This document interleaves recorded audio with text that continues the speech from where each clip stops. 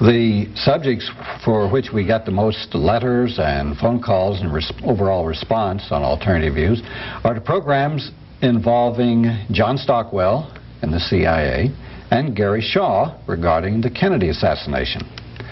Well, hold on to your seats, folks. This is a special occasion because we have both of these gentlemen with us on Alternative Views. Gary Shaw, of course, is the author of Cover Up. He's been studying the Kennedy assassination for the last 25 years, and undoubtedly you've seen our two previous, or maybe three previous programs with Gary Shaw. John Stockwell, of course, was in the CIA for 13 years, got out, wrote his famous book, In Search of Enemies, and we've done, I don't know, anywhere from 35 to 40 programs with John.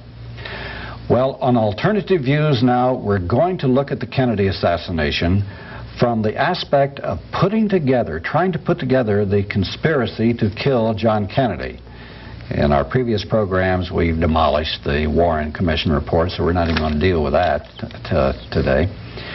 But we're going to try to reassemble, if we can, the whole conspiracy, very complex operation, and then also look at the cover-up that took place, because that was quite an operation too. There have also been a lot of books that have been written recently about the Kennedy assassination, and we're going to review those as well. So this, I don't want to take any more time with the introduction. I'm so excited about what we're going to be talking about. Well, Gary, let's begin with your thesis of what actually happened. Let's try to reconstruct step by step your analysis of how the assassination of John F. Kennedy took place that fateful day in Dallas. I don't know how long that's going to take us, Doug, but we'll try. Yeah, what are the different elements in this conspiracy? Basically, the different elements in the conspiracy concern the politics of that day, John Kennedy's movement in certain directions that were contrary in some aspects to almost every major force in America.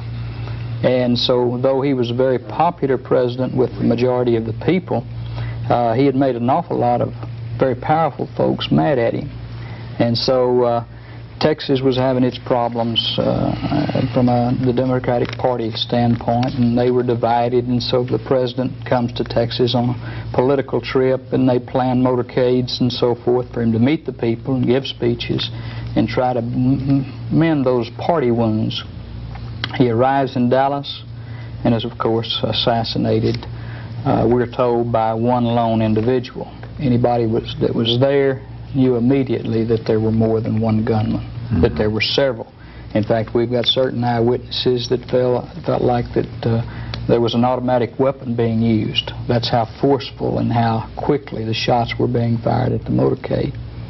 So what I did is exactly the opposite of what the Warren Commission did not do, and that is take the evidence from that day that we had, the physical evidence, and try to make some sense of it and go backward from the scene of the crime and establish shooters, placement of the shooters, gun directions, number of shots, etc. And in doing so, it was real easy to determine that there were at least 4 primary gunmen, 2 to the president's front, right front. And remember, in the motorcade, the clear side of the automobile is the right and the rear. They planned it perfectly.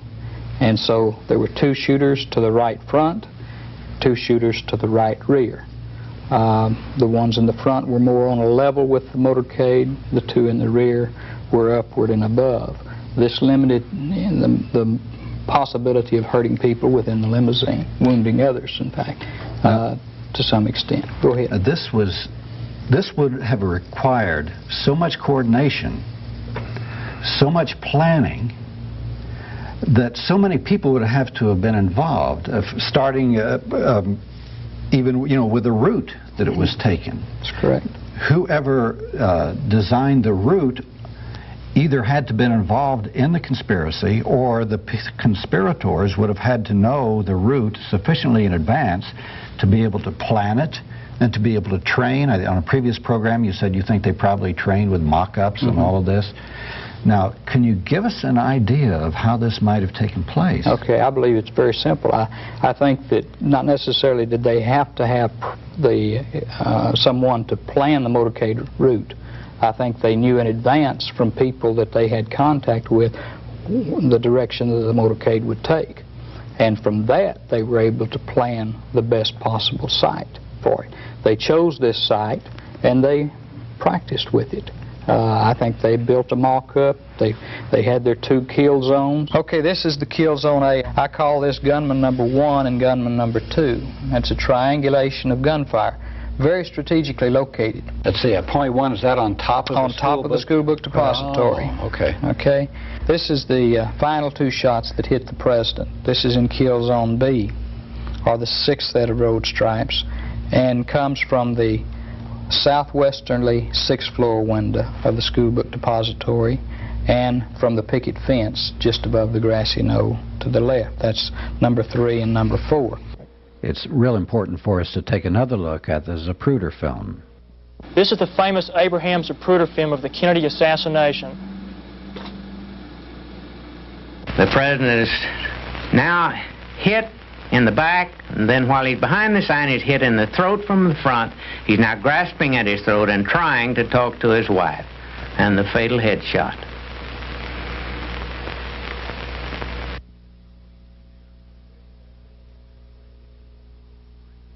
This is a blow-up of that headshot.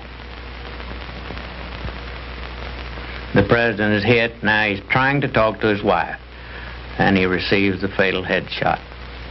The president's reaction to the headshot can be seen more clearly with these enlargements.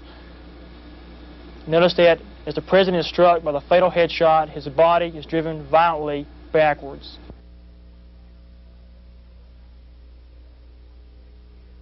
And if you watch the Zapruder film, you see the president hit twice at one section of the street.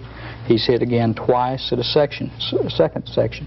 These just happen to coincide with the 4th set of road stripes numbering down from Houston Street on Elm to the 6th set of road stripes. That was pre-planned. They didn't have to try to follow him. When he came to that 6th set of road stripes, there's 2 gunmen that were already honed in right at that point. And they didn't have to have much timing between the 2 because they knew where they were going to hit him. And they fired. They did their job. The one thing you don't want to do if you're going to kill the President of the United States or any leader is miss.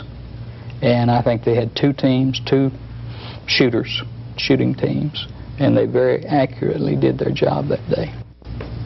How far ahead would an elaborate assassination like this have to have been planned and have the people contacted to do it and trained so that they would be able to do such an incredibly perfect job when the time came? This is going to lead us into a slightly different related subject. Inside the CIA, you don't have a class on assassinations in training. You don't rehearse assassinations. In fact, they work very hard to convince you that the CIA doesn't do assassinations. And then later on in your career, as it happened with me, you begin to learn that they do. But there is no book in the CIA or SOP or file or office that teaches assassinations. They would lose the magic of the CIA if there were, which is the plausible deniability of having so many employees who are slightly naive, good soldiers, who believe it's a clean organization. And then you compartment out things like the assassination and like the drug experimentation program and the disease experimentation program. From my military background, putting it in terms of an ambush, see, that puts, which I think it was. They planned it. They executed it like a military ambush. And this is what leads me to the conclusion, and I think other researchers, in the direction of the shooting itself having been planned, rehearsed, and executed by principally the O.P. Mongoose CI group in Florida that was training for raids into Cuba. They had the training facilities, they had the expertise, they had combat experience in Cuba. And it doesn't ring to me like a mob hit. No. The execution of it was military. And then taking it from that, looking at it as a military ambush, you could do it very quickly. You could do it in a couple of 3 weeks and do a good job of it if you have pros, seasoned pros. It seems to me, reading the books and the history of what happened, they were probably working on the ambush itself for perhaps 4 months. They probably were mapping out where they were going to do it and setting up the mock-ups during the summer. That would be my guess. Okay, so that was just a part of the conspiracy. We have the Oswald factor and the fake Oswald, or the other Oswalds, how many ever Oswalds there were. Now, some people believe that Oswald was part of the conspiracy. Some people say he wasn't. Some people say he actually fired a shot. Some say he didn't. But whether he did or not, the name and person Oswald, or people Oswald, was involved in a very careful planning, it looked to me, because we had Oswald showing up in Mexico City. We had Oswald here, a man named Oswald going from Miami to Dallas in a caravan carrying rifles. You mentioned in your previous program that an international, I think it was Swetra, an international killer, who also used the name of Oswald. No, it was a fellow from Texas, a young man from Texas that used the name Oswald in his gun running operations. Okay, that's right. Cuban okay. exiles. So there would have had to have been this planning ahead of time also, either to have Oswald as the patsy or to have all these other various ways set up to try to make somebody the patsy. So what is your feeling on this aspect of a conspiracy? I think naturally in the pre-planning of this thing, they had to have something that would throw the authorities off there in Dallas immediately. And Oswald became convenient because of his background as having been communist aligned. He went to Russia and renounced his citizenship and so forth, and he was a perfect one because, let's face it, in the United States and in Texas, we're ready to hate a little commie any day of the week, you know. And so when they were able to pick up Oswald, and he had good background. He had already been working with the Cuban exiles, we found out. He was also working as a pro-Castroite and passing out fair play for Cuba leaflets, etc. So he Which seemed like a cover-up itself. That's right. He's doing all of the right things, yeah. And his trip to Mexico is a mystery. It's still a mystery after 25 years. And we still don't know what he was doing. We do know this. Again, the CIA, John, plays a particular role in this that I still don't understand. And that is that they had cameras monitoring the Cuban embassy and the Russian embassy 24 hours a day. Front and back doors, I understand. In Mexico City. In Mexico City. And yet, they were never able to produce photographs, and this was film work, you know.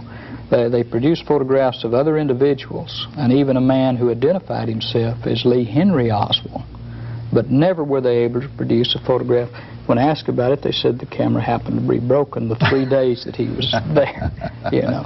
So I don't know what to make of that. I do feel like if the real Oswald had done what the Warren Commission and the CIA and the FBI said that he did in Mexico City, that they would have had photographs and they would have pasted them on the front of every newspaper in the world. And because he was going down there, again, wanting to go to Cuba, get a visa to go to Cuba so that he could go back to the USSR. But don't many people think that that was the other Oswald that went to Mexico City, that that was a dupe or a double? Again, you've got conflict. You've got his signature on hotel records that handwriting experts say are his. You've got eyewitnesses saying that the man that identified himself as Oswald was not the man they saw shoot Jack Ruby on television and whose picture appeared in the newspapers. So you've got, again, those conflicts that have never been reconciled, and we've not done it yet. I assume, is it possible that the CIA or even maybe the FBI, but the CIA has people who are so good at copying that they can sign somebody's name and it'll look exactly like. I'm sure they must have. So to have a receipt with Oswald's name on it could fool an expert if somebody wanted to do that. Well, one possible scenario is that they sent Oswald down to Mexico City without him knowing what he was doing. They had some operation he thought he was part of to get him in the hotels and have him witnessed in the scene. Then they have their other person go in pretending to be Oswald in the embassy, and they don't have any photographs. You know, conveniently, the cameras were broken that day, and so there's nothing to disprove that it was Oswald who went into the embassy. What they came up with, though, that seemed to contradict it pretty flatly was the testimony of the Cuban consul and the people in the office who said, you know, the guy was 3 inches taller and totally different build and appearance. That's one possible scenario. Again, we can't prove it.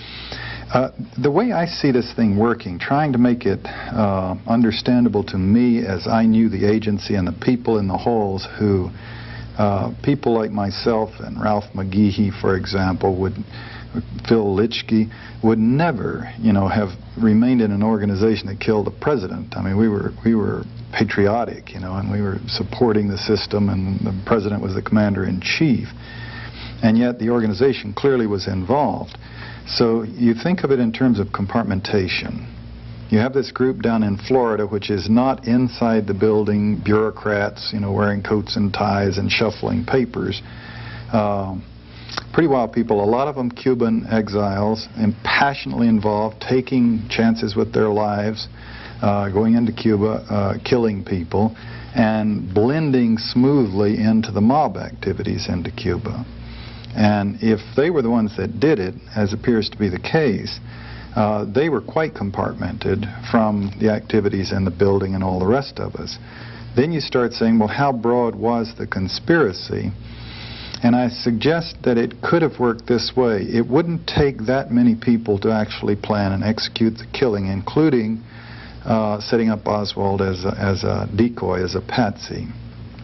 For the simple reason, if you take a total of 10 to 12 people there at the time of the ambush, Jack Ruby undoubtedly involved in running errands, working with them, and maybe a couple of other people in New Orleans and Houston, directed by the O.P. Mongoose connections from Florida, and you could do everything, you know, that I see having been done. You do have to have some kind of cooperation from the Secret Service to detour the presidential convoy. This might have been full complicity by the Secret Service, or it might have been someone led into it, and a gross lack of discipline, which we've seen the Secret Service manifest many times before in the past. But to make it work on a broader scale, the cover-up, you had to have an atmosphere where a broad segment of the government and the mob had agreed that somebody ought to kill the bastard, as you know, they saw it. And each segment that was involved in the cover-up had to have their own grievance against him, the president, which they did. So, one, they were hearing rumors that it was going to happen. Two, an atmosphere had been created where they condoned in advance that it would happen. It was okay to kill this president. They were kind of hungry for it to happen. So you have a relatively small group of people actually plan and execute the killing, and a bunch of other people standing by and just automatically saying it's in our interest to work a cover-up on it. And they had been fed some essential ingredients that would make a cover-up possible, on which to build a cover-up that seems to us, in retrospect, to have been pretty preposterous, of a lone assassin. Very small police force with limited resources would, in a serious investigation, would have immediately have turned up 100 things that were not consistent with a lone assassin. But just by throwing out the lone assassin, they were able to seize on that and build on that rather flagrantly, but successfully, to sell it to the public in such a way, and the establishment, the rest of the establishment, so that no one was ever punished. But John, that sounds a lot like the book Betrayal by Robert Morrow, in which he tries to reconstruct as best he could, and he said that it was done with a renegade group of CIA people in conjunction with the Cuban exiles, but with the knowledge of the CIA up at the top who let it happen. It was done by these people, but someone up at the top had to know. But see, that doesn't mean the whole building or all 15,000 people had to know, but there had to be a thread going up to the top, and I've speculated a lot. You know, who was the chain of command? How high does it go? A lot of things seem to indicate that Dick Helms probably knew of it and may have been involved in the prior approvals and planning, or he may have been sitting there knowing, sensing that it was going on, but in the sense, you do a lot of things in the CIA without spelling it out to headquarters. They teach you to do that, what you don't put in writing. And the whole science of being a chief of station is to know what they want done and to make it happen, but without forcing them to say yes or no. And of course, where it gets tricky is if you misread them and do something they don't want done, you can wreck your whole career. So that's the subtlety of that business. So you could have these people in Florida planning this thing, Helms knowing that it was going to happen, but no one having put him, you know, on the spot where he would have to say yes or no or sign something. And then it happens, he clearly participated in the cover-up. How high was Helms at that? Was he director at that time of the CIA? Deputy director. Deputy director. Deputy director. In our previous programs, you indicated that you thought there were some foreign professional assassins, particularly Frenchmen, involved in this, or a Frenchman. Now, that they brought in to do the job, and then they got him out the next day. Now, how does this coincide with John's thesis that it was the Cuban exiles and their operation there? Among this conglomerate, this group of people that were participating in being trained by the CIA were mercenaries or soldiers of fortune from the corners of the world. And it was not unusual to find Frenchmen, Belgians, mercenaries, and so forth. So it would not surprise me if you're going to kill the most important man in the world at that time, and I see him as that, I think you would get the best trained men available. And it does not surprise me that the evidence leads toward some French mercenaries being used in this operation. I don't have any great problem with that, but I don't think that they necessarily had to have brought in a full team of shooters from Marseille, for the simple reason they had some very passionate people right on their own staffs. I could visualize a scene where some of the people like Orlando Bosch was saying, I want to shoot, you know, I want one of the rifles, and maybe some of the others, but they might have had a professional or two brought in, you know, as the nucleus of the thing. Is there a mafia connection that's plausible to the two of you? It is to me, simply because the mob was already operating within this program. The Operation Mongoose. The Operation Mongoose, and they had taken two of your higher-ranking mafia figures, Johnny Roselli and Sam Giancana. The Kennedys had gone after them. That's right. The mob's, one of its big bases of operations was in Havana before the revolution, and Fidel was cutting all that off, severing the ties, of nationalizing the gambling casinos that had belonged to Trafficante and other mob figures. And so in the war, the efforts to kill Fidel had been begun by the mob before the CIA approached the mob and said, let's kill Castro, for example. The mob operations and activities into Cuba were extensive, and this put them shoulder to shoulder and piggybacking upon and working with the CIA's mongoose people into Cuba to some points where they, you know, it's almost indistinguishable, you know, as to where does CIA activity stop and mob activity start vis-a-vis the operations from Florida into Cuba.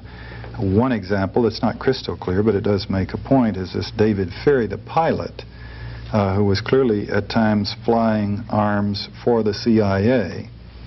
Also, allegedly flew Marcelo back from Guatemala, where Bobby Kennedy had him thrown out of the country, and he flew back in. And apparently, now, the question is, was Ferry on the mob payroll when he flew Marcelo back in, or did the CIA send him to get Marcelo and bring him back in? But you take it another step, of course, the famous Jack Ruby, whose ties are so extensive. This may have nothing to do with anything, but in 1947, Congressman Richard Nixon intervened when the Congress was investigating Jack Rubenstein in Chicago and got him off from being investigated, and he relocated to Dallas and became Jack Ruby. Nixon had extensive, close relationships with the Mafia, so close that, according to the Playboy History of Organized Crime, the Secret Service had to say, hey, Richard, you better cool it. You can't keep going out on yachts with these guys. They're mafia. The people are going to start looking at this. Clearly a liability in his presidency. Getting into the detail, and there's several of these books that are out now where you can read Contract on America particularly, and some of the others about the mob activities in Dallas and how extensive they were. And bringing back to what we were talking about before, the setup, luring the president into the ambush, was the Secret Service involved? To my knowledge, we don't know. But we do know the Secret Service people out boozing it up until 5 in the morning, one of them, in a nightclub that was owned by a friend of Jack Ruby's. The night before the assassination? Yes. Close friend. Close friend of Jack Ruby's, a place where Jack Ruby ran, visited and hung out. Same girls worked there. Same girls worked there. And they were there, some of them until 2 or 3 in the morning, and one until 5 in the morning. And this was the President's Secret Service. Now, again, it could just be a very, very dirty, sloppy Secret Service operation, and they're hungover, and that might explain alone some of their very dubious, unprofessional conduct during the shooting. You know, basic rule, when the bullets start flying, you mash down on the accelerator and get out of there. And instead, the driver stopped and turned around and looked back for a while for some very precious seconds. That could just be people with heavy hangovers. Or it could be some corruption from the mob. Or maybe the mob's role was just take these people out and show them a good time and get them thoroughly drunk. Provide information also to the CIA or whoever the hitmen were. So you don't think the mob were part of the hit squad? In other words, it has more of a military CIA operation. Oh, I think they overlapped right into it. I see. Yeah, I think that the lines distinguishing from the mongoose people and their activities and the mob activities in Florida, in New Orleans, and Dallas through Ruby were probably indistinguishable. Ferry working for both, Jack Ruby working for both, indistinguishable. And you get into the question about how would they know what the exact route was. Well, you know, if they're boozing it up until 5 in the morning with Secret Service people, you can presume that the contact was very intimate and they knew a lot about what was happening. There's always been something that has not bothered me, but did puzzle me a bit. How far ahead of time did Oswald take that job at the school book depository? About a month. It was about a month, a little over a month. About a month. So if he was part of the conspiracy, they would have had to know what the route was a month ahead of time, would they not, if they were going to plant him as the patsy? And I wonder even if the trip was scheduled that far in advance. Yes, the trip was planned that far in advance, and probably the motorcade was on paper. And the one key ingredient there to knowing about the motorcade is Jack Ruby's close relationship with the Dallas Police Department. He went as he pleased among them. They came to his club. They were treated royally. His girls were told to wine, dine, whatever they needed, and to take care of them. That's the reason he was able on Friday night. We even have one witness now, a policeman whose office was right next door to where they were interrogating Oswald, who said that Jack Ruby on Friday night actually went into the office of Will Fritz where they were interrogating Oswald. Wow. We know he was at the police. We've got film of him. But that has never come out. And this is a reliable officer of that day who's now retired and says, I don't care, this needs to be known. The route then, was that selected by the local police or the Secret Service, or selected by the local police and then approved by the Secret Service? Because it was against Yes. all regulations. Basically, the record is this, that the Secret Service were taken by Assistant Chief Charles Batchelor at the time, who was in charge of the motorcade. When Batchelor got to Dealey Plaza, after driving the first part of the motorcade, and he said, then we hit Stemmons Freeway right up here, and it's right out to Market Hall. He did not tell the Secret Service that there would be a right-hand turn going down Houston, 90-degree right-hand turn, and then that 120-degree angle turn down on Elm Street. He did not take him that far. So you can speculate either that was we don't want to know, don't tell us anything, or They were not told anything, and they assumed that they would continue right on directly in Main Street, and that Main Street, the street tied into Stemmons Freeway. And once again, you could either say this is part of the conspiracy or this was part of the people who were incredibly incompetent. Mm-hmm. But you find this all the way through. So that, all the way through. Which leads me to ask a question about the FBI then. There seemed to be complicity with the FBI, particularly in the cover-up, but now as the conspiracy, there were people flashing badges, Secret Service badges, FBI badges here and there. Maybe they were fake, maybe they weren't. But what was then the extent of the FBI relationships? I've heard people say that Oswald had relationships with the FBI, and Ruby, of course, had relationships There was with the an early FBI. report that Oswald had an informant status with the FBI. They had an informant number that he received funds monthly. One of the Western Union people testified to that fact, and that he received $200 a month. And his informant number was like S-172. In other words, they get real specific. Now, what I have a tendency to believe is that probably another individual was this informant who was using the name Oswald and was working for the FBI, and so they could legitimately say Lee Harvey Oswald, the man who shot the president, was never an informant of ours. But this other man who was being used, and I think all of the evidence points to some type of either bureau involvement or intelligence involvement, even if it's a low echelon involvement of Lee Harvey Oswald. It's like Senator Schweiker said, the fingerprints of intelligence are on every move that he made back in that period of time. FBI or CIA? Or one or the other, or Defense Intelligence Agency. We had a number of... So that's kind of the way I have approached it. It does not have to be. And the FBI had already destroyed a note, that the Oswald had brought up there. Well, on Oswald, do you think he was a patsy or a participant? My best guess is that he had absolutely nothing to do with the shooting that day. I think the evidence would prove that out in a court of law. That there was somebody in his place who looked very much like him, and it's even a good possibility that Oswald, acting on behalf of one of these agencies, had actually knew about the plot and perhaps had even tried to report it. Mark Lane gave a speech in which he said that when Oswald was informed that Kennedy had been shot, he said, and they were accusing him of doing it, he said, so I'm the patsy. Right. Now, which would lead me to believe that he was part of the conspiracy. He may not have fired, he may not have been at the school book depository and all, but it leads you to think that he was part of the conspiracy. Or part of something. John Davis wrote a book called Mafia Kingfish. It'll be out in paperback in November, and I urge your viewers to buy it, because it does make a very good case for Carlos Marcello as as one of the forces behind the assassination of the president. But he uncovered evidence that Lee Harvey Oswald actually worked for the Marcello family in New Orleans.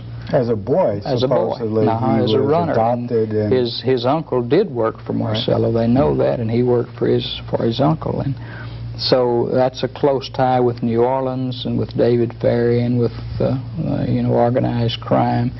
And when it came time to find somebody as this patsy, he was a natural, which leads me to the conclusion that whoever his immediate superior, his case officer, or whoever it might be that directed his activities in whatever intelligence operation that he was in, had to have also probably been in on the conspiracy to kill the president. And he was manipulating Lee Harvey Oswald into the position that he was. The job at the Texas School Book Depository, his trip back to his rooming house where the Dallas police car, while he's inside, comes up and honks twice, and he comes out, and the last time the landlady sees him, he's standing on the corner waiting on a bus. And then the next thing you know, Tippit is killed, and Oswald is way over here, and the timing is impossible for him to have done all of these things, but he ends up in the theater with a gun, you know, and is arrested. The first two things the cops say to him, now here is a man miles from the scene of a crime. They have absolutely no indication that he's done anything other than allegedly sneak into a theater without paying. And they arrested him, and they're saying, shoot the president, will you? And we have eyewitnesses and ear witnesses testifying to that. That's what they were saying. And even to the point of taking a gun butt and striking him with it. And at that point, they didn't have any of the reconstructions of the Warren Commission, which turned out to be stretched and false. And so they had to have been all set up with stories that Oswald was the person to go after and that he had killed the president and all that. Wow. So now, were these people part of the conspiracy, or did somebody tip them off on the scene and say, okay, there he is, get him? Right. Well, I think, you know, this is speculation and can be discounted as such. But Oswald, when he saw what came down, immediately would do what I would do, or John would do, and he calls his superior and says, hey, this has happened, what's going on? And he says, I don't know, meet me at the Texas Theater, like we usually do, or meet me at the Marseille Zoo, whatever they decide is a meeting place. And then they hang up, he picks up the phone, he calls the authorities, your man will be such and such place, such and such time. There is another aspect of the conspiracy which either would have needed to be taken care of or as part of the cover-up, which we'll get into later, and that's the medical aspect. There were medical people all along the line, and there's one whole book written about it, that destroyed evidence, tampered with evidence, messed around with evidence. So how did was this part of the conspiracy too, that people had to have their counterparts or people working with them in the medical flow of this from Dallas on up through Washington? I think there's no doubt that there had to be, and I think it had to come basically from within the White House. The one man who was key to all of this was Admiral George Berkeley, the president's chief physician. He was with the president at Parkland Hospital. He was with him on Air Force One. He was with him at the autopsy, and he ordered the autopsy surgeons at that point not to do certain things, very valuable things, like not to probe the back wound so that they could determine its track and therefore the direction and angle of the shot, not to probe the throat wound. Certain things had been done to the president's body. Henry Hurt, and this has gone missed by most people, Henry Hurt called Dr. Berkeley, and Dr. Berkeley said, yes, there was a conspiracy. This was in 1975. And he indicated that he would be willing to talk to Mr. Hurt. When Mr. Hurt got back to him, he was very angry, very adamant, and said, I will not talk, forget I ever said anything. Wow. And that is in his book, though, and he has got it on recording. His original statement is, yes, that there was a conspiracy. And they would have had to start right at Parkland Hospital, because that's where the magic bullet, the pristine bullet that did all the damage but came out without a trace or remark on it, that was found on a stretcher. So it had to have been, the medical aspect would have had to start there as far as the cover-up goes. Well, it was a military-controlled operation completely, and I think you've got to ask yourself the question: if this happened, how would Robert Kennedy fit into this? Why would he keep his mouth shut, etc.? And we learned probably about 6 or 7 years ago that one of the first people that Robert Kennedy called was one of the very top Cuban exile leaders, a fellow by the name of Harry Reese Williams. That's Harry, R-I-R-U-I-Z, I believe. Reese. Williams. And he told him that, hey, one of your guys killed the president. And that's not a pro-Castro act, that's an anti-Castro act. And you have to ask yourself, well, why didn't Robert do something about it? I think immediately they realized that the same group went to Dallas that they were sending to Cuba. And when they realized that and realized that those tracks would come right back to them, they had to say, stop. We've got to cut this off now. And they did do that. Let's clarify that they in that case being Robert Kennedy, yeah. The people in the White House, Dr. Berkeley, orders directly to Dr. Berkeley. I think J. Edgar Hoover and the Central Intelligence Agency had already seen what would happen if they didn't. So they chose the lone assassin. The cover-up had to have begun before the assassination. Setting up Oswald as a patsy was prior planning, and that pristine bullet in the hospital, the bullet had to have been prepared, and someone had it there to drop it on the site. Hoover apparently began to give orders the same day, that they should focus on a lone assassin and, prove he did it. So he was clearly poised to react in a certain way. He didn't have to take a couple of days to think about which way it was going to fall and take, an expedient solution. He had a position on it beginning immediately. Yeah. Now Robert Kennedy, his position, he was disempowered the moment the bullets started flying in Dallas to all practical purposes. His power was his brother, the president.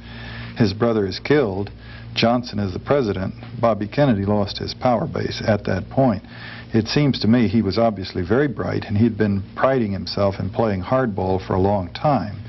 He obviously knew the risks of this vendetta he was waging against organized crime. He must have thought about his own vulnerability and his brother's. And it seems to me he immediately began, okay, get my head down and emerge eventually as president, and then I'll resume the fight with some muscle to make it happen. And this is the only way I can explain why he was so relatively quiet about what had happened. He knew he could be knocked off unless he became president and had the power to do something about it. The whole Kennedy family, including John Kennedy's immediate family, bought the lone assassin thing. Well, publicly they did. I really wonder if Robert did. I doubt it. I doubt it. You could not be an intelligent person and buy into that thing as it unfolded. No, I mean, but this is part of the cover-up too, to put this face before the American people.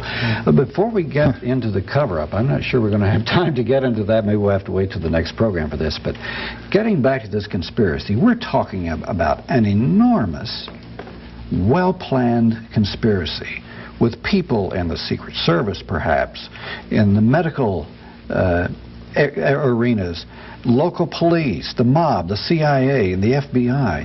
How was it possible, or maybe I'm just naive, how was it possible to conceive of or to organize and coordinate such an enormous conspiracy which required so much coordination and good timing and security?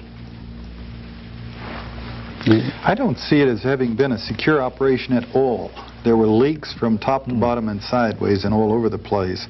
I think they used the sledgehammer approach to the thing.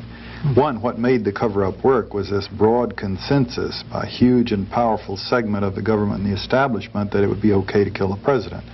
So a team of people did it. Others knew it was going to happen. A group went out and did it. Who exactly up high ordered them to or just knew it was going to happen, one can only speculate. But they started killing potential witnesses very quickly, whistleblowers, people who had different contradictory bits and pieces of the thing very quickly. And the word gets out pretty fast if you're in a situation like that and witnesses are dying. Eventually, according to the high treason book, they count 49 people that they name who were involved in one way or another who died violent or mysterious deaths. And then they allude to 7 more here and 7 more there. So a lot of people dying, and the military putting its, for example, in the medical establishment, the autopsy, all of this done in military facilities, the military putting the word down that anyone who broke ranks and spoke out would be courts-martialed. And then you have a certain complicity from the press. Lots of stuff published about it But essentially, the press eventually went along with the cover-up and began to feed and play and support the lone assassin theory. So it wasn't secure at all. There were people all over the place talking about it, but the establishment decided they were going to buy the cover-up and cooperate with it and kill people who could have blown it wide open. The Warren Commission, of course, was flagrant and heavy-handed, but in effect successful. Its selection of witnesses, for example, as it reworked the evidence around the autopsy and the body, not calling any of the nurses or doctors in Dallas to go up and testify and say where the wounds were and what the condition of the body was when they examined it, for example. This narrowed it down to fewer doctors that they could absolutely control, that they could put on the stand. And they could easily be intimidated. Some of them were quiet then, and they've begun to speak out now and say this is not possible. What, in your best guess, is the scenario that happened? Who actually shot JFK, and who actually was behind it? Basically, you go back to the politics of that day, and John Kennedy was doing things in Cuba that had angered organized crime to the extent that he had made promises that they'd have the Cubans would have Havana back, which meant the casinos would open back up, prostitution would flourish, the Las Vegas off the coast of Florida would be blossoming again, and narcotics traffic would have its easy flow, and the good times would be back. He reneged on that promise. He reneged at the Bay of Pigs and alienated the Cuban exiles to the point of bitter hatred. You read books like Peter Wyden's Bay of Pigs, and you see that they say if they'd had a gun and could have gotten to him, they'd have killed him that day, that the air support didn't come in at the Pigs Bay invasion. So you see that little group, and you see that they have already got in operation an assassination apparatus. They have documented 8 attempts on Fidel Castro from this CIA group. Fidel Castro says there's 24, I think. Isn't it curious that it only took 1 attempt for the President of the United States? It only took one, so you wonder how serious these attempts really were.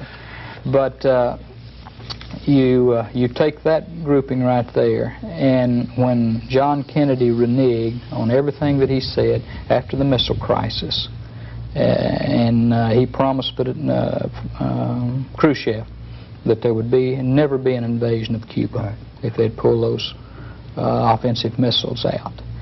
Then the handwriting, I think, was on the wall at that time, and there was vengefulness involved, there was money involved, there was power, and that turned an apparatus that it was already trained and in operation and turned it to Dallas.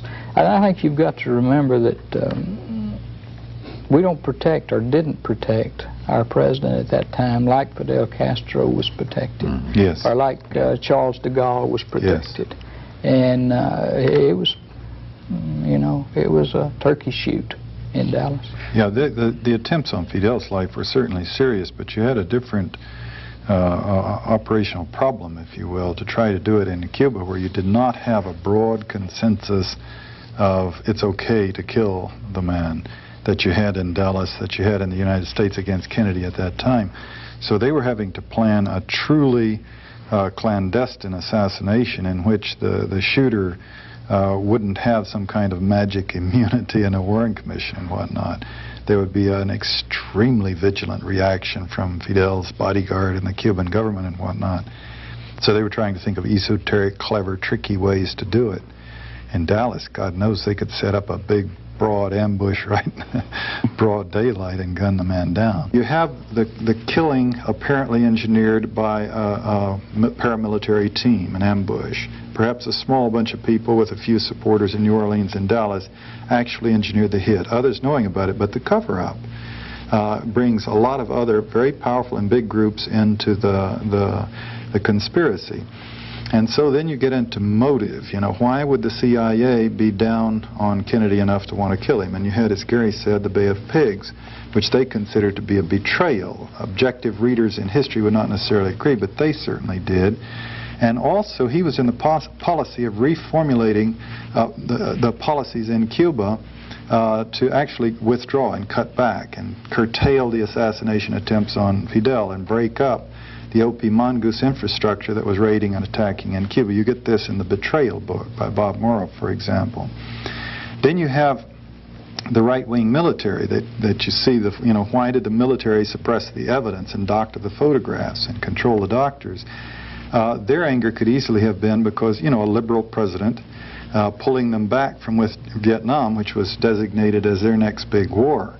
So the right-wing military, very angry about his position towards the world and towards war and towards their choice of wars.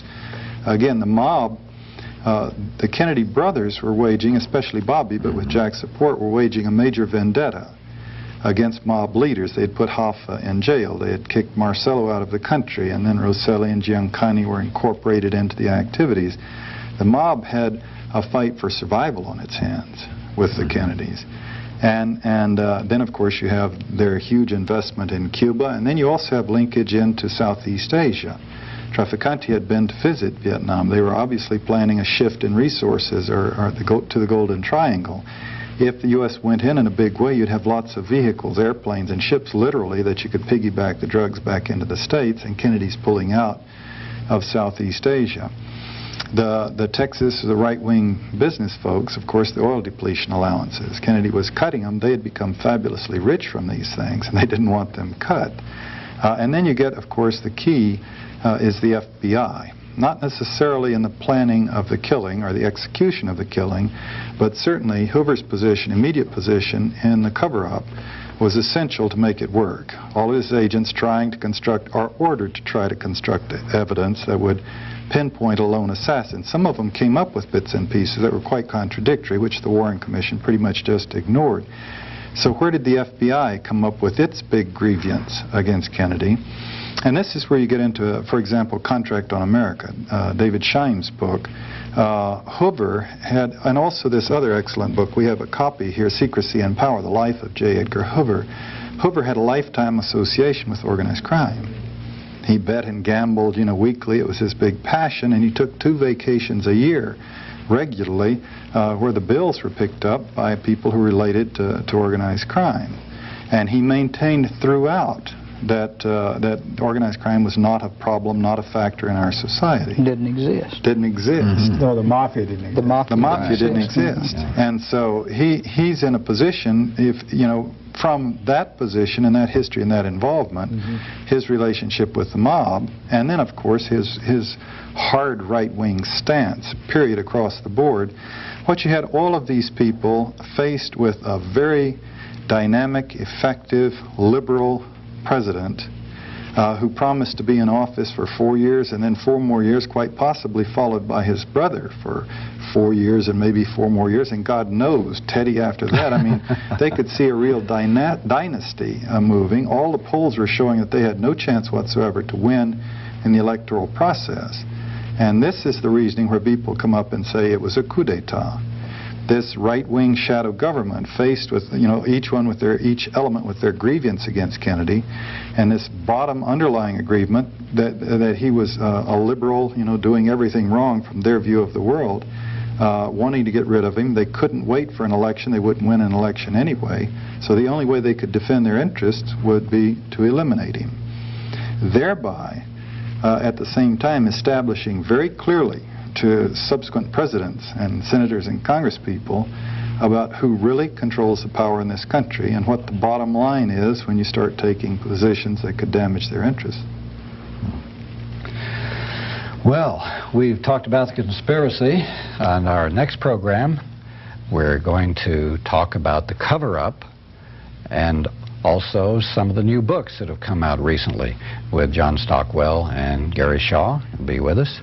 Can't wait for that one either. So stay with us for our next program. This is the second in our 2-part series of our continuing series of studying the Kennedy assassination. Our last program was with John Stockwell, former CIA official, and Gary Shaw, author of Cover Up. We talked mainly about the nature of the conspiracy to kill John F. Kennedy, this very complex conspiracy that took place. Well, on the program this time, we're going to talk mainly about the cover-up and how that has continued to today, until today. except for a lot of books. And speaking of books, a lot of books have been written recently. We're going to review some of these books. Who was actually involved in the cover-up, and what steps did it take? The cover-up had to be initiated early on. In other words, it had to be pre-planned. For instance, if you're going to plant certain evidence to point the finger of guilt to a party or an individual, then that evidence needs to be manufactured ahead of time. And so probably this was done when the site was chosen, the alleged patsy was chosen, and the modus operandi was all chosen and picked out and so forth. And early on they had done that. The cover-up actually went into place at the time of the shooting, and that we find that there's conflicting testimony concerning the way the alleged sniper's nest appeared at the time it was found and later on. In fact, we have at least 4 and probably 5 official photographs of the sniper's nest, this 6th floor southeast corner of the school book depository, where the boxes are arranged in 4 different positions. We don't know today which is the right position, because early on there was the changing of them. The hulls from the rifle, the original officers that saw the scene said that they were laid side by side there. Later on we get photographs and they're scattered like they would be if it was a bolt-action rifle was used. So these things began early on and had to involve not all of the Dallas police, but maybe one member, or somebody in a position to manipulate this sort of thing. Somebody who had access to the 6th floor of the Texas School Book Depository, was close to Oswald, and later on, this cover-up, it had to go into the upper echelons. Some of it, I think, was conspiratorial, pre-planning, and went to the highest echelons of our government, and some of it was of expediency. Couldn't there be 2 aspects of the cover-up, or maybe 2 different cover-ups? One is the pre-planned conspiratorial cover-up. They knew they had to cover up evidence, medical, ballistic, other types of police-type evidence. But then when you got to the higher level of the Warren Commission, the mass media and all that, that was another cover-up that continues to today, and that may be of a different nature. Totally different nature. And that's what I mean by that cover-up by expediency, and I'll talk about that. Well, why don't we talk about the first one first, then we'll talk about the one thing in particular I think is very important to remember in this, that in all likelihood, and again this is speculation, but I think it's pretty sound speculation, in all likelihood Oswald was never supposed to leave the Texas School Book Depository alive. Had he not left alive, had he been killed there, with the evidence already planted, he's dead, never can say a word, they killed the little commie rat, open and shut case. Isn't this typical of operations of assassinations, where you have somebody and he's the assassin, and you kill him right quick? It's typical of mafia. Why did he get out? How could he have gotten out then? That's an interesting Obviously he didn't do as they supposed he would do, or and when he did, and he made contact with his principal, and so they had to plan 2 or had to go into effect. Had Plan 1 done its job, we had not had the extreme cover-up that we've had to have because of it. And I think that's a big point. I had not really explored that before, but if he had been, they burst in on him and someone shoots him, and his body's there with the evidence in the window with a rifle, with the boxes with the bullets, then all of the confusion that must have caused them some anxiety wouldn't have been necessary. And the ruby and all the mysterious things that happen that can only be explained in terms of a damage control and a prolonged and increasingly sloppy conspiracy. Now, we talked about the cover-up of medical evidence in our previous program. We know from the 2 programs previous to that, which you did with us, of a lot of cover-up and destruction of evidence by local police and by the FBI. First, let's talk about the local police. What type of cover-up occurred there? Okay, I think some of it, again, you would have to have somebody in a position to be able to buy them, so to speak. I think there was cooperation, for instance, in allowing Ruby to have full run of the police department and be able to get in the position in which to shoot Lee Harvey Oswald, to allow the evidence to be manufactured, to be altered, to be destroyed, and all of the things that happened. There had to be some complicity on the part of that. Some of it also, I think, had to be by expediency. And what I mean by that, let's just say you're Nick McDonald, for instance, and you're a policeman that's several years of service, and suddenly you're cast into the limelight because you're the one that goes into the theater and you slap Oswald up beside the head, and you're the man responsible for capturing the assassin of the President of the United States. Friend, I don't care what you found out after that. You're not going to tell anybody. You know, you want him to be guilty. You know, this is your moment in history, and I believe a lot of that took place. Also, if you'd go back and ask the policemen right now, which we have done, they'll tell you real quickly that they were told to shut up. By whom? By their superiors. By their superiors. And number 2, not only were they told to shut up, but the case was taken from the hands of the Dallas police authorities and transferred to the FBI, contrary to all laws of the land at that time. And how soon did the FBI come in to take over? Oh, they took over immediately, by and large, but soon after. And of course, one of the things we pointed out in 1976, and we have this from a firm report, that Captain Will Fritz, who was in charge of homicide and robbery and in charge of the interrogation of Oswald, is in 1975, after the Zapruder film had been shown for the first time on nationwide television, he's eating breakfast with his buddies the next day, and they're talking about it, and he just almost stops in mid-bite, and he says, well, probably all of this is going to come out now. He said, but I'll tell you fellas, this is a group that he always ate with.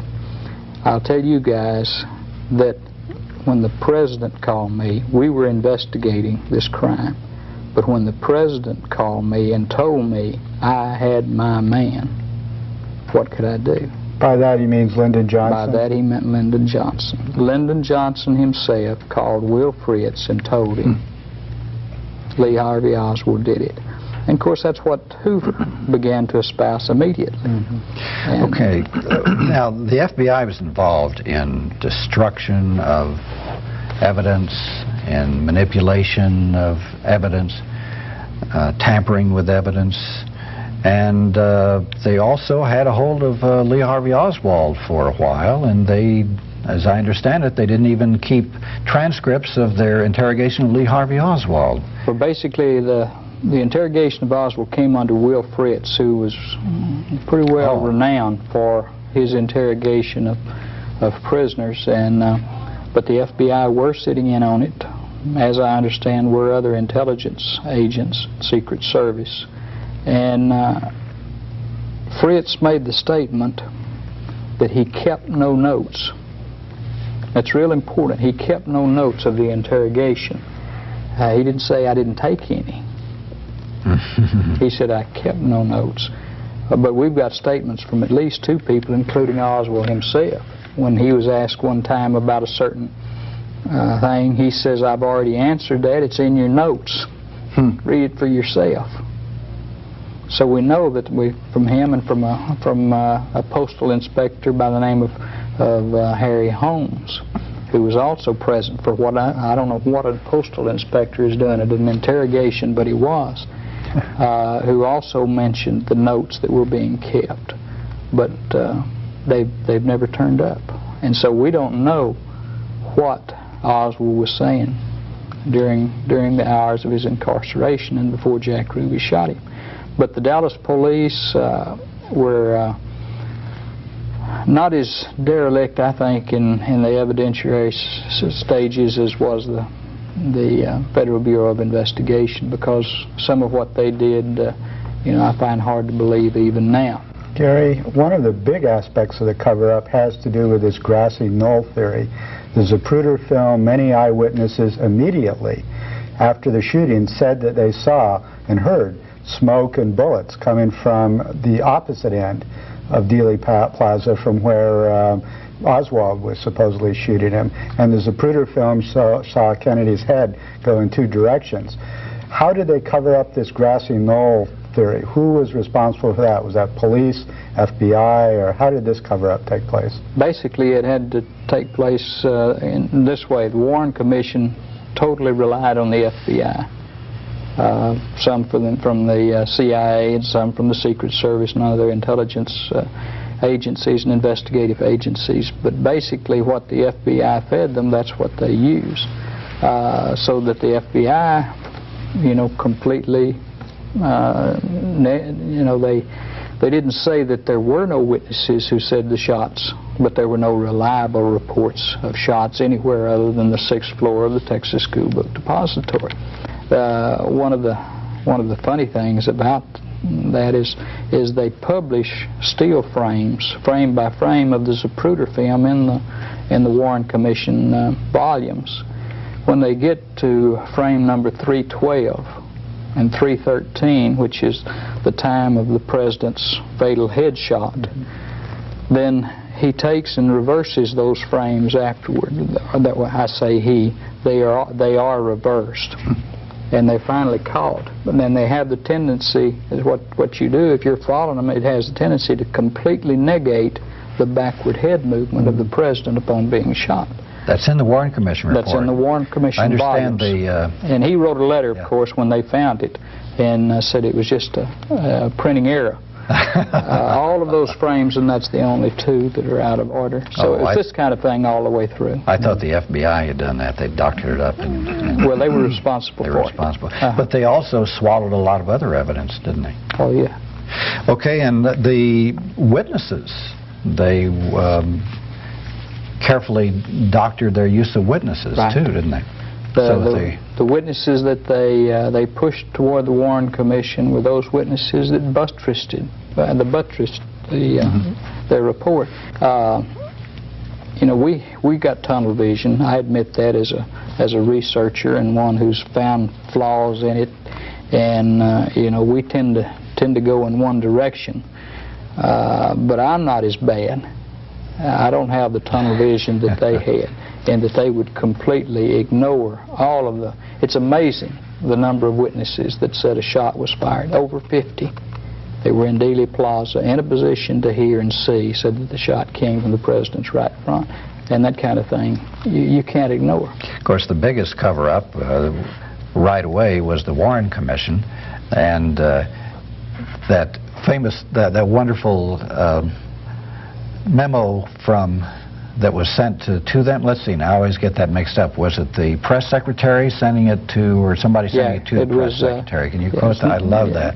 Yeah, it was the Assistant Attorney General. Oh, that's right. Nicholas Katzenbach writing to Mr. Bill Moyers, who was new aide to the new President Lyndon Johnson, and he wrote that, we must, this is a paraphrase, we must say Oswald was the lone assassin, and that we must not let the American people think that he's not. Right. In other words, we must have him right now in the press as convicted, tried and convicted, and no conspiracy exists, whether domestic or foreign. And we must get the evidence together in such a way that there will be no other possibilities, and that this is the only possibility. Well, it's funny. So that means the cover-up was immediate right up at the top. Now, why somebody had to make this decision that this had to be covered up immediately at the highest level? I think that had to come from the highest level. When the Warren Commission came together, and this is just a little sidelight, when they came together, their first initial meetings, the first thing they got was an outline. And a part of the outline, now this is before they've done any investigation, is Oswald as the assassin. That's one of the major breakdowns in their outline. They've already, before they've investigated and looked at the case, decided that they're going to, and here's all the items, the subheadings underneath their outline as to why Oswald was the assassin. Now that had to come from the FBI because they'd already issued their interim report and supplementary report to that and said Oswald did it, did alone. When the committee came together, they made note of that. John, what are your feelings on this? It's one thing to have an assassination of a bunch of people getting together and killing the president, but then immediately at the highest levels of the government and the establishment, the Warren Commission was made up of people from the bedrock of the American political and economic establishment, John J. McCloy, Allen Dulles, etc. And these people immediately say, it's Oswald and that's it, and then they do all this big cover-up. What are they trying to cover up?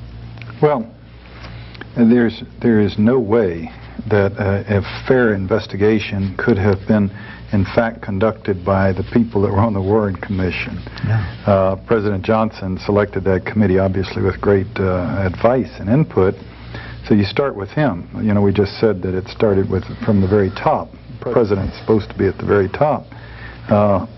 What did he have to gain and lose in terms of the Kennedy killing and the cover-up? Now, it is debated about whether or not he might have engineered it, you know, so he could become president and whatnot. I don't see that, really. No. But although God knows his political career was very, very dirty, and there are some bodies lying around. But also his ties with the mob, as apparently, if you read David Scheim's book, you know, many, if not most, of our top political leaders have mob contacts. It may even be a situation where the mob has such muscle and influence that you can't really be a top leader without the connections with the mob, or at least a laissez-faire relationship with them. But in any case, Johnson, like the others we mentioned before, is faced with being permanently eclipsed by John Kennedy. Johnson wanted to be president. He could never become president as long as Kennedy was around. Kennedy's dead, he's president. I don't think he necessarily engineered the killing, but he certainly benefited from it very greatly. He could have spent his entire presidency presiding over an investigation of the conspiracy to kill Kennedy, or he could get the thing behind him as quickly as possible and go on with his life and his presidency and his place in history. Now, as he did it, his place in history had to do with the great social revolution in the United States that he engineered, and the Vietnam War, which is tragedy that he engineered, and it had very little to do with the Kennedy killing, a cursory sweep it under the rug. So he leaped immediately. He was obviously predisposed to leap upon the lone assassin, get the thing behind him, and go on with his life. You go to others, Allen Dulles. To put him on that committee, he was obviously a mortal enemy of John Kennedy. He was the person in the CIA, the famous director, who really was responsible for the Bay of Pigs fiasco, even to the detail of arranging to be in Puerto Rico giving a lecture when the landing happened so that he would have plausible deniability, which meant he wasn't there to persuade the president to do this or that. He was hiding out down in Puerto Rico. And he got fired. You know, his place in history, to mind you, he had been involved in great manipulations during and after World War II. He had a great sense of his own role in history, behind the scenes perhaps, but nevertheless making and breaking presidents all over the world. And he's fired by Kennedy in some humiliation at the end of his long and distinguished career. To put him on that commission, what chance are you going to have of him vigilantly investigating who killed the president, especially if some of his own former CIA people were involved, as they clearly were. Gerald Ford, others on the committee, were strong historic allies and protectors of the FBI. And as we said before, J. Edgar Hoover had a long lifetime association with organized crime. And the FBI director who gave the orders to focus on the lone assassin. In some ways, if The cover-up seems so crass and flagrant, and yet if you understand the workings of the government, they generally come up with party lines. I mean, the president or Henry Kissinger, when he dominated the government, would put out the word, and this is the policy, and everybody else, even if they knew it wasn't true, that was the line, and everybody sort of takes up on it. The admirals, the generals that passed the word down in the Bethesda Medical Center and Walter Reed Hospital that, you know, people better not speak, they wouldn't have to be calling on the phone to the admiral, for example, saying, be sure that the autopsy is done this way and this way and this way to make the cover-up work. They wouldn't present it that way at all. They would be saying, look, we want to make sure that this lone assassin, they've already caught the killer. We want to make sure there are not a lot of wild rumors and people agitating around the nation. And Johnson gave them some useful cover stories. He said, if I investigate this thing vigilantly, we may have to go to war with Russia, implying that the Russians might have done it. So the general is calling down to the admiral, to the people down below, saying, let's keep this thing under control. Let's be mature about it. They've already caught the killer. It's obviously this commie nut, Lee Harvey Oswald. Now make sure everybody doesn't go hog wild, and keep the lid on those doctors down there. I don't want them shooting off their mouths. And in a military establishment, with the discipline they have, that would be sufficient for a whole lot of people to say, aye, aye, sir. Here's the word, yes, sir. And then, of course, they had to have someone a little more cynical than that to manipulate the photographs. To put hair in places where there wasn't hair before and cover up wounds that, so they literally cut, it's in the high treason book of the head of the president, and you can see where they added in effect, a toupee to cover up where where wounds actually existed. This kind of thing, the whole government agreeing, and then the establishment agreeing, the press agreeing. Okay, here's the line, this is the way it is, the president said. The Warren Commission said, and it all falls kind of naturally into place. Except in this case, I mean, they've done it hundreds and hundreds of times with lesser things. The necessity of our going into the Vietnam War. That blew up in their faces later on, but it worked for a while, and the nation marched off to war again. They did it very successfully with Ronald Reagan as he was president, trying to make him appear as a wise, benign president when in fact he was mentally defective. He couldn't think straight. But they all agreed that he was the president and it was his policies, and they packaged him and sold him to the country. Well, now there was a massive mass media cover-up in this too. They went right along with it. To this day, the establishment media say you were given the party line of the Warren Commission. Now, how could they have been controlled and fit into this framework? Well, 80% of our news in this country is quoting the president or quoting some figure, quoting the Warren Commission. This is how they maintain power in the hands of the people in power, or the voices, the spokespeople in power. The news is that in giving his speech today, President Bush said such and so. It's not considered to be good form to write, and he was lying through his teeth throughout the whole thing, and everybody was laughing and giggling because it couldn't possibly be true. No, the news story is the president said such and so, and then what he said. And then Senator so-and-so, and the Warren Commission, there was article after article, when the people on the commission itself were speaking out, and they were all saying, and J. Edgar Hoover's statements, and Bill Moyer's statements, and the Assistant Attorney General's statements, and all the others saying it's clearly a lone assassin. So the media is reporting that. Now, obviously, the media, one would dream that the media could take a more aggressive position and put big headlines saying flagrant cover-up afoot, people are lying all over the place. But the rules of journalism that the owners of the media have established are that that would be irresponsible journalism. This is where you get into the books, Manufacturing Consent. Chomsky's book on the subject, or Inventing Reality, Michael Parenti's book on the subject, how they make believe, and then make the nation believe they're make-believe. It's irresponsible journalism for the newspapers to take the lead and say what happened. They believe their role, or they maintain that their role, is to announce or to repeat to the public what the leaders say happened. On the editorial page, they obviously could do a better job. They would defend themselves, I'm quite sure, by saying, oh, we ran lots of articles about other theories and other possibilities. And we ran lots of op-ed pieces expressing doubt about this, that, and the other. And they go back and show you the articles. But it still doesn't carry weight until you get some front page story saying Senator so-and-so says this is a flagrant cover-up, Kennedy was killed, sloppy investigation, massive cover-up afoot, and the media didn't see its responsibility to do that. It saw its responsibility to participate in the cover story. There's another aspect of this too, that from my studies, if you look to see who the media moguls were at this time and who the top people in the American power structure, you know, like the head of Chase Manhattan Bank, the head of Ford Foundation, the head of the CIA, you find that they're all interlocked with each other. They're involved in organizations such as the Council on Foreign Relations, the Bilderbergers. They are in a lot of the same elite social clubs.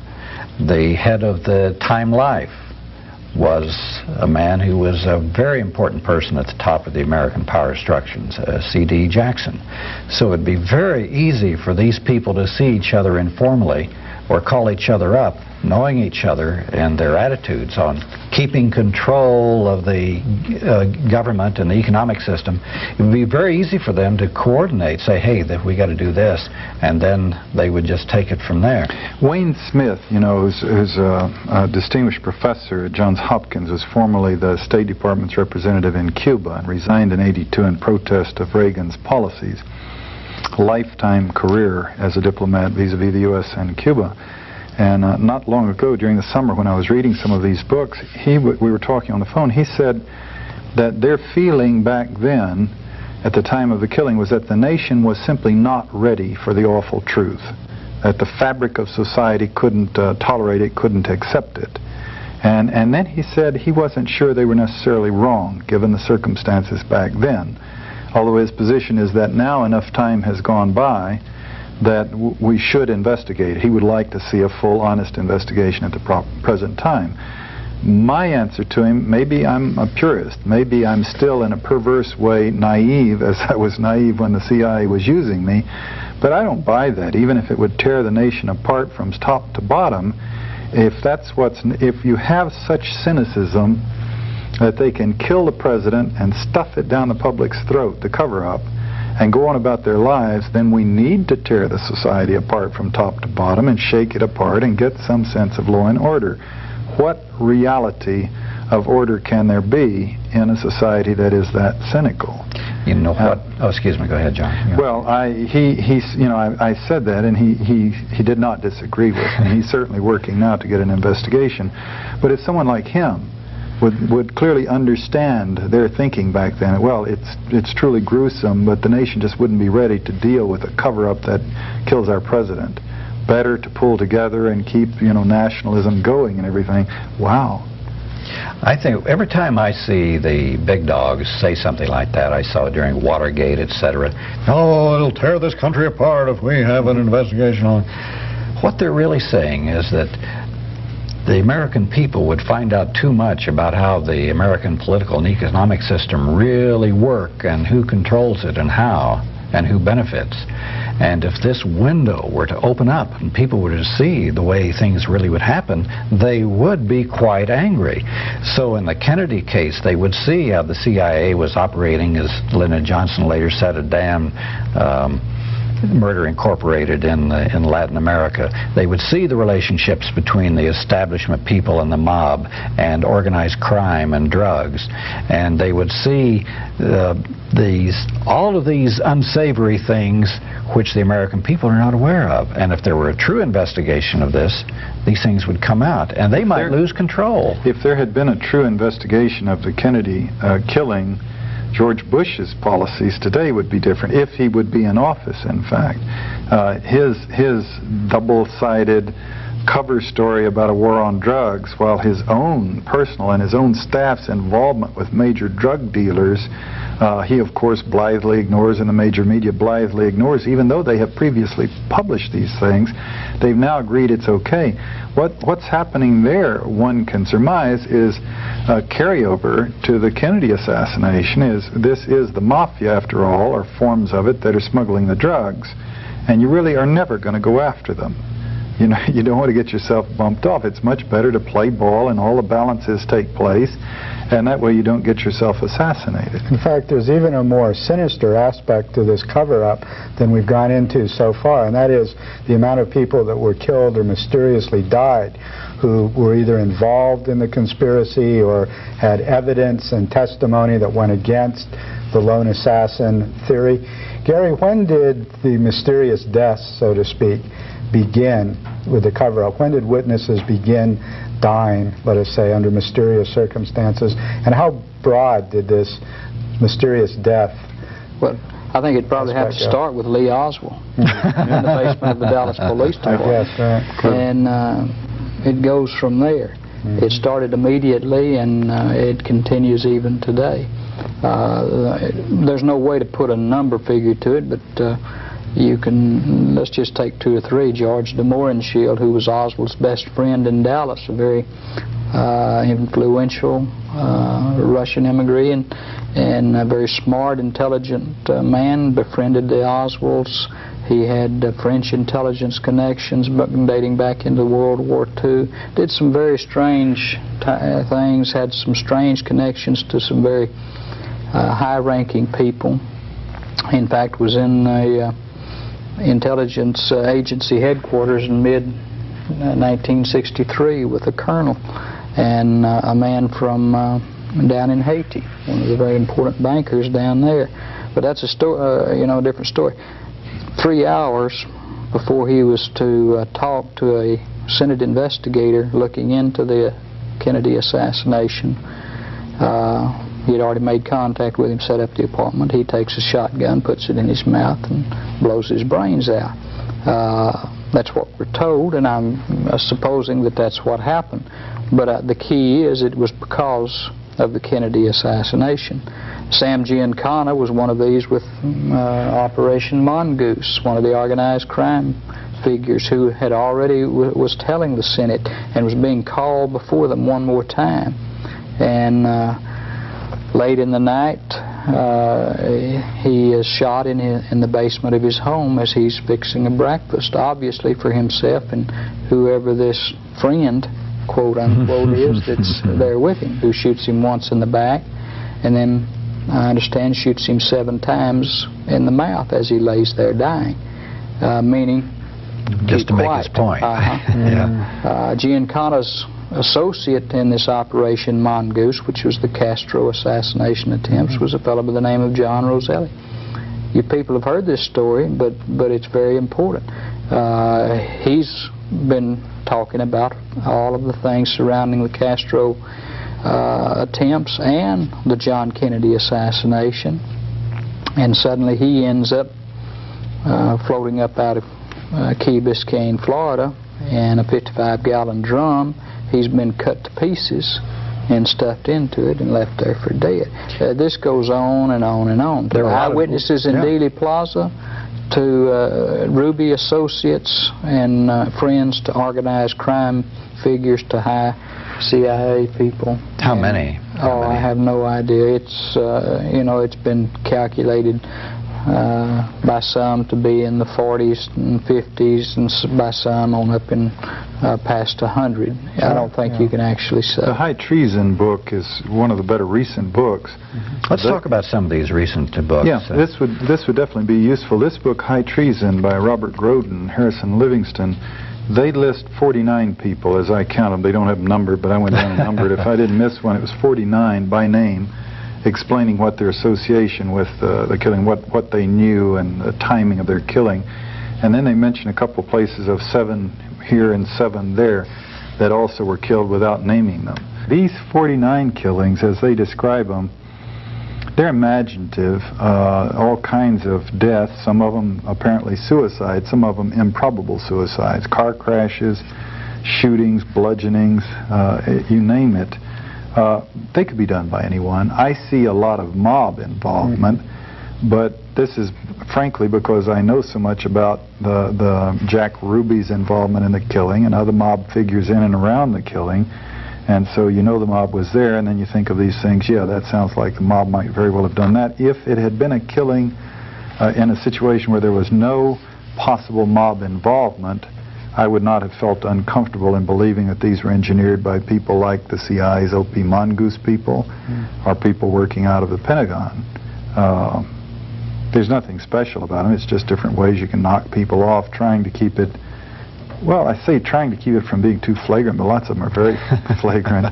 Getting onto these books, we've got so many and such good ones coming out now, and it makes it, in 1980, reading Anthony Summers' book, clearly you could only conclude from that that there was a conspiracy. What was the name of that book? Conspiracy. Oh, yeah. okay. His book, Conspiracy. And but he pulls his punches, sort of, or he pulls up at the end. He won't deal with the killed witnesses, and he won't deal really with projecting as to who might have done the conspiracy, who was responsible for it, and under what circumstances. Now, there were some books out then. Gary's book, Cover Up, did deal with, who might have done it, with the conspiracy, and the conspiracy and the killing and the cover-up. We had a kind of a dearth for a while. Books coming out, there have been lots of books on the assassination, I'm sure, but major books coming out. Recently, we've had several come out that really bring a lot of this together in great detail. And just to mention these for the benefit of the viewers, there's the book Best Evidence by David Lifton. And this one doesn't reach any conclusions, but it just goes meticulously over the evidence, showing all the discrepancies in the Warren Commission's presentation of things. Very powerful without leading you anywhere in the picture. This book, Reasonable Doubt by E. Hurt, you can show it to the camera. The first half of this book I found to be just absolutely excellent, as he presents the evidence in Dallas around the killing that could not fit a lone assassin theory. The second half of the book, I felt like it drifts into things that are much less specific, a little harder to follow, and thereby less convincing. Just in the last year, we have two books that have come out that are really quite fascinating, a little bit of unfortunate controversy around them, but even that may stimulate interest and make it worthwhile. But you have David Scheim's book, which presents a strong case. This is Contract on America, and it sold zillions of copies, fortunately. Zebra Press, published last year, where he focuses on the extent of the mob's involvement in the killing, but also with top U.S. political leaders. This is an excellent book to get a vision of how much an influence and how vigorous and how energetic the mob is and was in that killing. Unfortunately, it's a weakness in his book, I think. He just doesn't deal with the CIA's presence very much in the killing. Now, we've corresponded with him since then, and it is not that he believes the CIA was not present. He does, but he was just investigating the mob's involvement in it, and perhaps a better choice of wording, he might have said that. He might have come out and said, the CIA was also involved, but I've focused on the mob, and the mob overlaps into the CIA. Then you have the Garrison book, which goes the opposite and says it was the CIA and doesn't say much about the mob. And Garrison's book is another excellent book. That's Jim Garrison from New Orleans. He was the district attorney who investigated this thing, who engineered the trial, tried to get people prosecuted, tried to prosecute Clay Shaw. Himself was put on trial, and both of those trials were futile. The people were not convicted, he or Shaw. And then evidence came out much later that he probably would have won his case if he had had the full evidence against Shaw that came out years after Shaw died, one of the 49 people. Unfortunately, the controversy that surrounds Garrison is he was flailed by the major media, and lots of stories were circulated that he was associated with the mob. He was a district attorney in New Orleans where the mob ran things and Marcello had so much energy and control. And he's, of course, said that they were just out to get him because he was exposing their activities. Unfortunately, for his case, for his credibility, he has a shot in this book to clarify his position vis-a-vis the mob. And he doesn't. Even in this book, when he had a chance to say, here's why I was not involved with the mob, instead he says that Jack Ruby may have run some errands for the mob. Oh my gosh. Oh yeah, and he says at the end he brushes off mob involvement. At other times he said that in New Orleans he's found no evidence of Carlos Marcello running things or dominating things. And you could not be district attorney in New Orleans and not know of the extent of Marcello's activities. Maybe he doesn't want to be assassinated. Well, it could very well be. And now Scheim, it gets a little stickier than that. Scheim writes in his book that Garrison has mob ties and has been seen having brother with Carlos Marcello's brothers. Having breakfast and dinner, sorry, with Carlos Marcello's brothers after Marcello was in prison. And this would, imply an intimate, and also citing a time he went up country with them to some villa in Louisiana to meet with them. Now, we've tracked this down and asked Scheim about his source on that, and he says his sources are impeccable, but they're anonymous. He can't reveal them for the evidence of Garrison dining with the Marcello brothers. That's unfortunate, because to make an assertion like that, it would be awfully nice if you had some documentation you could share with readers to help them judge, a photograph or something to help them judge, and he doesn't have that. So he's asking us to take it on faith that he has unimpeachable sources of that information. He nevertheless, I think these are two excellent books, but they're just looking at different parts of the elephant. One of them, showing the mob involvement, is just an excellent piece of work, and Garrison's book is fascinating, and his conclusions are very strong, although he just will not address the mob issue. This is what brings us to the best book that we have out recently, is High Treason by Robert Groden and Harrison Livingston, Conservatory Press, published in 1989. They put it all together. Now, they really try to beat it to death. They overwrite it. They make a point and then they repeat it 5 times to make it very clear what they're trying to say. And given all the obfuscation and confusion around the assassination, I find this effective in dealing with this subject. It's a well-written book to this purpose. And they put it all together. They show the mob's involvement, the CIA's involvement, the military's involvement. They show the photographs that were altered. They discuss how the body was altered and changed from one casket to the next. All kinds of details in it, and they do reach conclusions, which again Anthony Summers avoided doing. They project, as we've done in this show and the previous one, as to how it must have been done and who must have been involved. And they conclude, as we have, that the CIA engineered the killing itself, the ambush, and the cover-up was the result of a broad conspiracy, if you will, cooperation between the FBI and the military and the CIA and the Warren Commission and the White House. They tend to, if you'll permit me, they tend to gild the Kennedys in a way that I would not do. They really idolize them and attribute to them no evil and no remarkable weaknesses. And what role do they attribute to the mob in there? You didn't mention that analysis in the High Treason book. It deals with the CIA's involvement and with the mob's involvement and shows the relationship between the two. And did they get that right? Because no one previously had explored the way did they also go into the Operation Mongoose story? Yeah, they go into it, they go into it convincingly. They could go into greater detail, they could explore it further, but they go into it, and it's a very convincing book. And Gary, what do you think of There's another book that ought to be mentioned, and that's John Davis's book called Mafia Kingfish.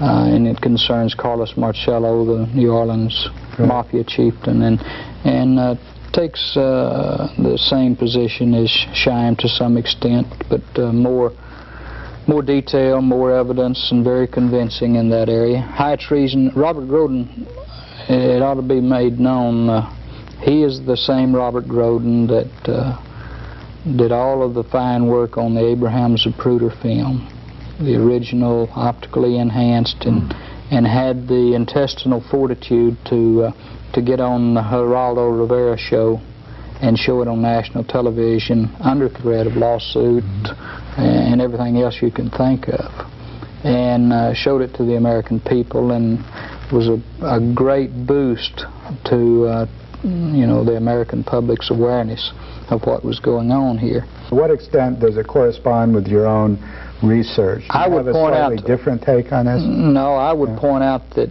he brings out some new evidence in it. He's one of the first to publish, by the way, the new best evidence book, as well as his, publishes for the first time the black and white photographs of the president's autopsy. Now, a lot of people are going to cry, oh, that's just terrible to do that. The only reason it's done is because what the evidence shows from those autopsy photographs makes a liar out of the previous investigations one more time. You should show the viewers the J. Edgar Hoover book, Secrecy and Power. Oh. It's a book that's excellent. It's restrained. They pull their punches. They don't talk about the fact that J. Edgar Hoover stole $1 million from the American taxpayer. He was a thief. But they do make it clear, and you read that in conjunction with the Contract on America, and you get the extent to which the Mafia is involved with our leaders. J. Edgar Hoover, a lifetime involvement with organized crime while denying that it existed in the United States. And Lyndon Johnson and Richard Nixon's involvement with organized crime, and even the Kennedys' sort of alter ego involvement with them. Although they were after them, they also had involvements with them. Sharing mistresses. Sharing mistresses, for example. Gary, we've seen on TV Uncle Walter Cronkite on PBS coming out with a program that was absolute whitewash of the Warren Commission, and they didn't look at anything else. They just tried to make it appear credible. And then Jack Anderson had a rather strange thing where he said it was Castro who did it, and the reason they did the cover-up was because if the American people knew that it was Castro, that they would have been aroused and up in arms, and they would have wanted the United States to invade and destroy Cuba, and then that would have brought Russia into the war, and then we'd have had World War III. Did you see these two? Yes, and of course that's not new. That's to us. It's been one of the things that's been put forth for a number of years. I reject it just for the simple fact that number one, I don't think we were anywhere near that, and there could never have been a time that I think that Castro would have felt comfortable in killing the President of the United States. And so I reject that, and I certainly don't think that there was enough to that for him to have the power, or his causing that to be done, and he have the power to cover up, or cause to have the cover-up perpetrated for all of these years. Gary, getting back to this high treason, do they speculate there on who the actual hit team was, to the extent that you do, where you point to some of the people that could have been actually involved in the assassination? Do they go that far? No, they do not. You know, and when we point to some of the people, we point to them because we have evidence that causes us to point to those. For instance, on our last show that we did together, we looked at a man by the name of Charles Harrelson, who's a well-known assassin, hit man, and who had already confessed to not only killing a federal judge in San Antonio, Texas, but also he said at the same time, I also killed President Kennedy. Others have confirmed the fact that he was not lying, and that he has been for a number of years, even as a young man. He was about 25 in 1963. Even as a young man, one of the top qualified assassins in the United States. So I don't find it unusual. And if a guy says he does something, I think it ought to be looked at. The media said, so what? Ho hum. And there's evidence that he was in Dallas. Well, there is some evidence in that we have photographs of some people being arrested, and one of them is the spitting image of the man. In fact, we've shown photographs of him and of the man being arrested, and to two independent forensic anthropologists, people who testify, doctors who testify in court on matters of facial resemblance, and they said that there was a 90 to 95% probability that the two men are one and the same. So you have one of the most detailed accounts of the Kennedy assassination, yet did any of the media call on you during the 25 anniversary celebrations last fall I didn't see you on the... Constantly, but I got cut. Yeah. So you were actually interviewed. I got the cutting room floor most of the time. In the about 3.5 minutes we have left, it's not much time to make a conclusion, but the satirist Paul Krasner said, we saw him say that, well, we've had all these political assassinations, and the survivors now say they have a mandate. But Kennedy, of course, wasn't the last political assassination. You had Karen Silkwood, you had RFK, Bobby Kennedy, you had attempt to kill George Wallace, and Martin Luther King was assassinated. So it appears that political assassination has been alive and well in the United States, and apparently the people saw that they could get away with this, and either this group that did this conspiracy or other people say, hey, it works and we can get away with it. Why not do it? Gary, do you see this Kennedy assassination as a coup d'etat? As one of the books on the subject indicates, it was an attempt by a small group of people literally to seize power because they weren't in agreement with the direction that Kennedy was moving. I definitely do, and I think you can look at history and it'll bear that out. The policies that President Kennedy was moving toward and putting into operation started changing that almost that very day, and we were never the same. And going back to that day, it will be like turning a page in history to historians. I think they're already seeing that. You know, one of these days I hope we'll learn the history lesson that this is saying to us. They did do it in 1963. They did cover it up. And when I say they, I wish I knew all of the particulars involved. We don't yet. And but they have continued to sell it to us until the people today say, what's the use? What can we do about it? We're just 1, or we're just 10, or we're just 25. I would urge you to say, you know, we're still a very viable force in this country when we rise up and speak and say we want something done. We're not through with this. And one of these days history will confirm that President John F. Kennedy was killed by a conspiracy founded within his own government, but the perpetrators, after a long period of time, were finally convicted and brought to justice. What, in a couple of minutes or so, would you evaluate this whole situation of political assassinations? Just to simplify the whole thing, in all of my readings about the CIA secret wars and activities, certainly the thing that gives you the bottom line of the cynicism is the Kennedy killing.